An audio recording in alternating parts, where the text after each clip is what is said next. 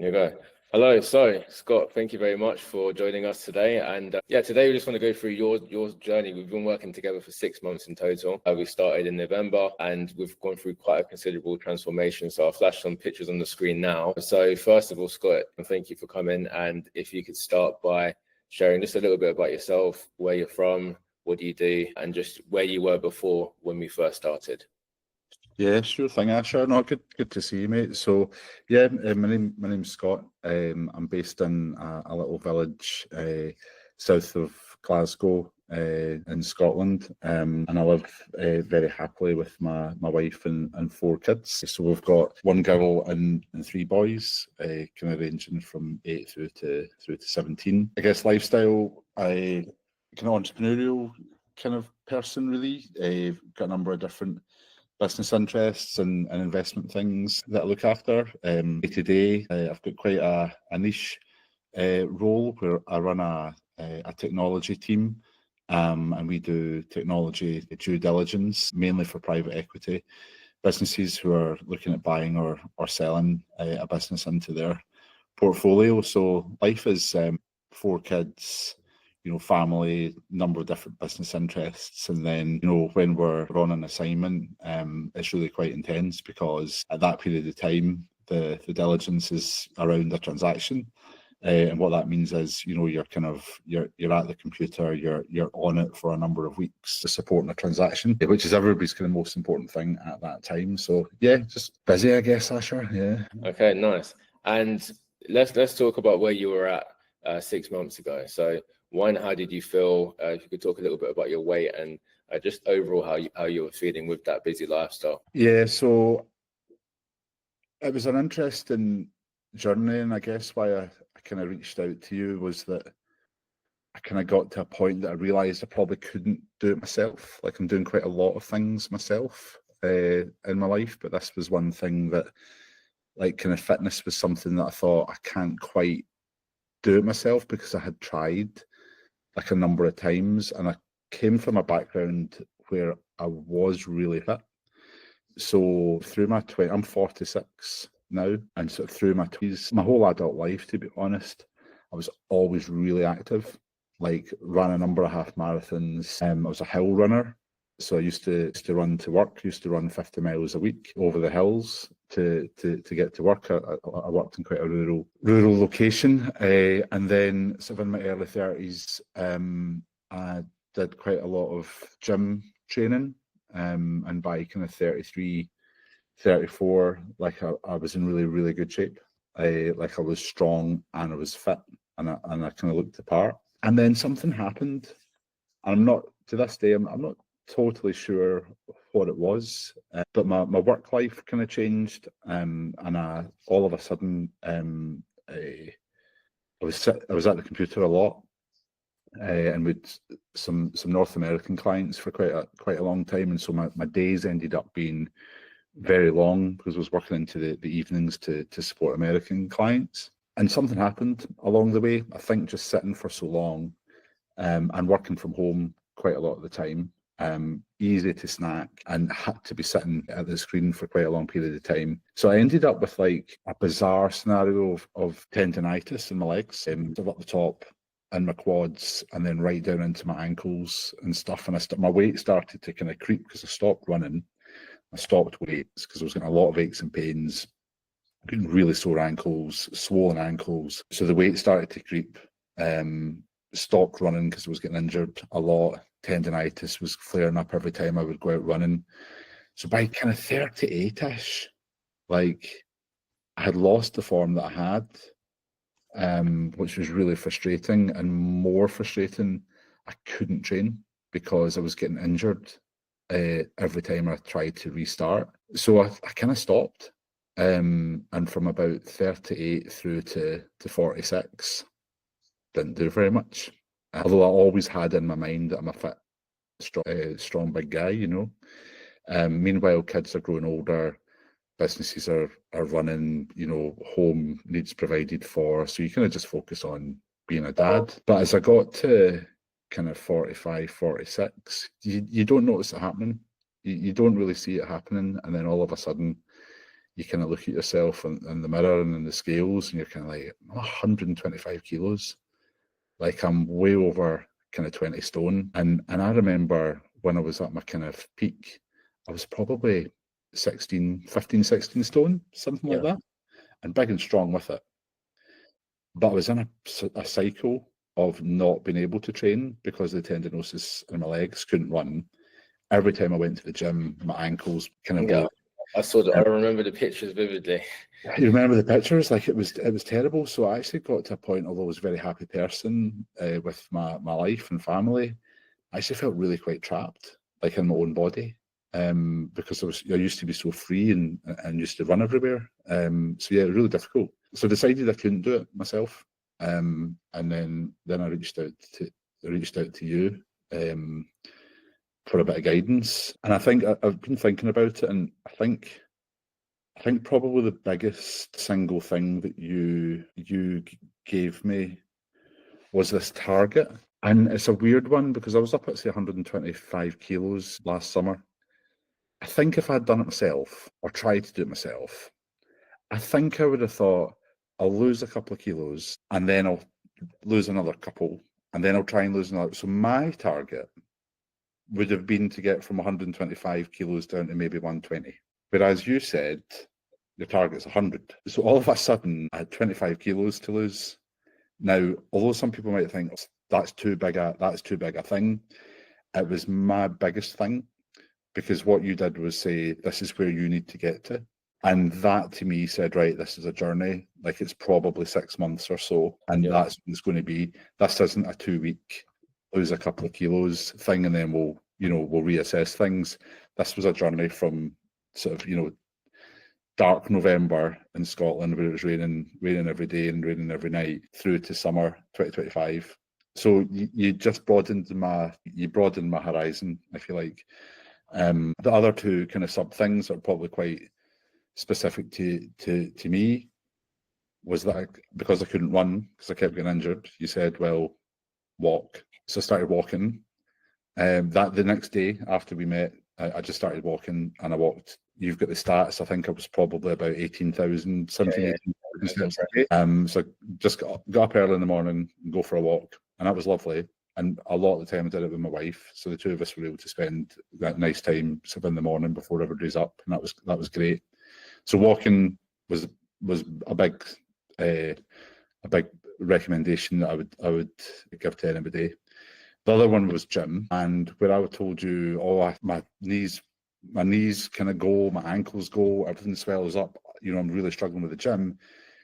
You said, well, sit down when you're doing the gym. Like, sounds really simple, but if your issue is knees and ankles, take them out of the equation. Like, sit. There's lots of exercises you can do, pulley machines, weight benches. You can do a full range of stuff. Sitting on the bench. And so those three things of, it's not a couple of kilos, it's 25, and just walk. And well, if your knees are an issue, then just sit. So all of that kind of came together. And yeah, kind of six months in, 25 kilos down. And the biggest thing for me, especially, is that I had actually been to a doctor a couple of years ago who said, oh, you won't run, you can't run again. When I was really emotional about it, because I'd always been a runner. I'm now running every single day. So I'll run 7 to 8 kilometers every morning through the forests, up the road, along a river. And that's been like transformational. So yeah, I won't stop that. Amazing. Wow, what a change. Very impressive. And one thing I think would be quite interesting, because a lot of people have these perspectives of, if you lose 25 kilograms, you have to sacrifice everything in life that's enjoyable, and it's going to become more of a hindrance to your life as opposed to a benefit. Was there anything throughout the last 6 months where, I mean, obviously we had to make some sacrifices and changes, right? But was there anything that was like completely, horrible, or like distracting from your life, or ridiculously time consuming, where you couldn't do the things in your day-to-day life, like spend time with your family or spend time in your businesses? So no, I suppose wasn't anything that was kind of off-putting, if you like. One thing I would say is, like, just as a routine thing, like we just get up earlier. Like, so that's a thing. Like, so we kind of get up. I mean, I get up around 6 o'clock and go out and do a run or a walk before the family's up. So that's helpful. And I guess I needed Claire my wife to help with that. But we've managed to spend quite a lot of time together as well doing that, which was nice. So like she was kind of like with me on the journey sort of thing. The other dynamic, as well as the gym and the running and walking, is food. So that is the other piece to this. I was a snacker, working from home, like just a snacker. Honestly, not really getting that much pleasure from it. Really, like more just a habit of like popping through to the kitchen and having a biscuit with a coffee and a packet of crisps with a sandwich at lunchtime, and nothing terrible. And we don't really drink alcohol or anything like that. So like it was food, and just that gradual creep. I think actually I ate well. Like Claire's a really good cook. Like, so we cook well and like eat well, but just that gradual build of things. So I did cut out all of that stuff.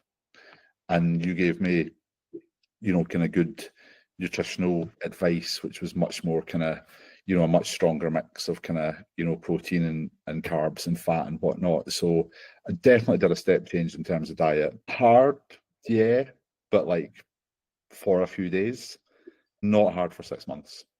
But once you go over the first little bit. Yeah. It's a perception a lot of people have around fitness that it's just really difficult. But the beginning, I agree, is tough because you have a lot of cravings, for example. But long term, once you get over the cravings, it's smoother once you get over the hill, essentially.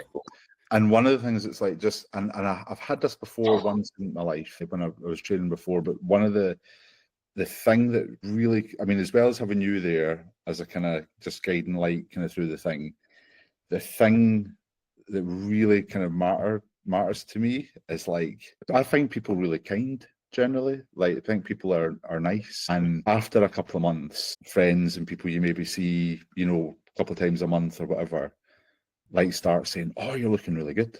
Yeah. Or "Oh, I can see you've lost a bit of weight." And then as you go, like now I meet people that I've maybe not seen for a month or so, and it's just like, "Whoa, what are you doing? Like, you look great." And then and this isn't a materialistic thing at all, but one of the things that has really changed for me is you go into a shop, a clothes shop, and you try stuff on, and it looks good. And it's like a large. Now, I was going into shops and nothing would fit.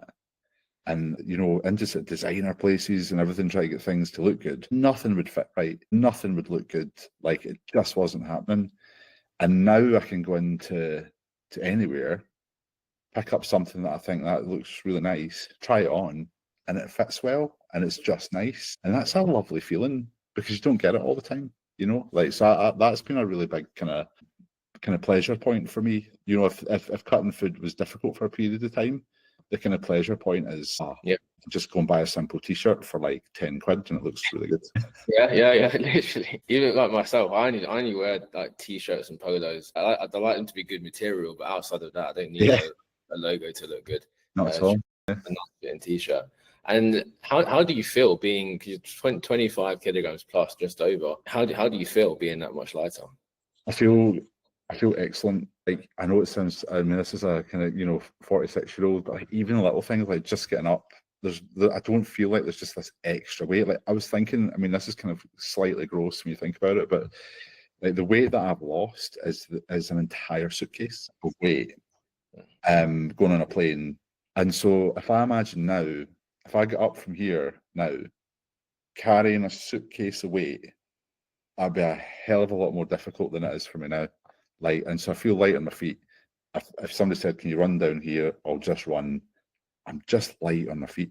It feels really, really nice. Like, I must say that's the thought of carrying a suitcase of weight around with me. Like, that's an interesting way to put it. That's to say it's a first, but yeah, no, you're bang on. It's a suitcase, and carrying around a suitcase around the airport. I know you've both been to a number of airports. It's tough. And in and out cars, going up the stairs. Like, imagine doing that with a suitcase on your back. like Yeah, crazy. that's holding it as well. Most people are wheeling it around. So that's holding it. Yeah, no, 100% correct.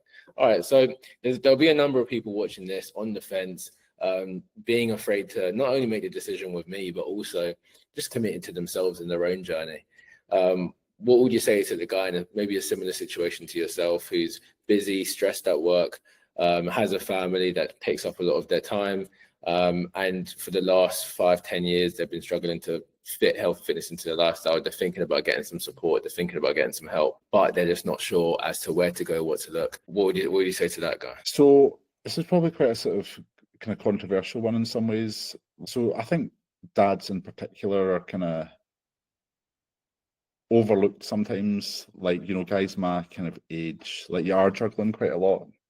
I do feel like most of the time guys are kind of doing what's right for their family, and they kind of get locked in and they've got commitments and responsibilities and, you know, income they need to earn and people they need to support and all that kind of stuff.